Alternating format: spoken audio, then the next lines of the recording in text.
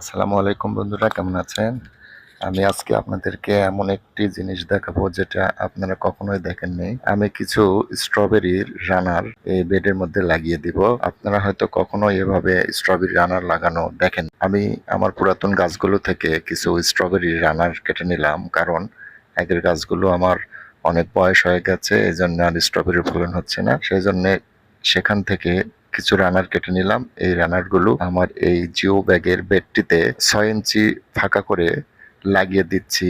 লাগানোর পরে আমি মাসখানেক এখানে এই গাছগুলো রাখবো, তাহলে গাছের চারাগুলো অনেক বড় বড় হয়ে যাবে। তখন এখান থেকে তুলে আমি স্ট্রবেরির জন্য আমার যে নির্দিষ্ট কিছু 8 ইঞ্চি মাপের 8 ইঞ্চি সাইজের টব আছে, সেই টবগুলোতে লাগিয়ে দেব। দেখুন, আমি 6 ইঞ্চি ফাঁকা করে করে এখানে অনেকগুলো স্ট্রবেরি রানার আমি বসাতে পারবো। তো এগুলো আমি বসে দিচ্ছি, আপনারা দেখতে থাকুন। এভাবে আমি সবগুলো স্ট্রবেরি রানার আমি এখানে লাগিয়ে দেব। স্ট্রবেরির রানারগুলো এখানে লাগিয়ে দিলাম। এখান থেকে রানারগুলো বড় হয়ে গেলে তুলে কোনো টবে লাগিয়ে দেব।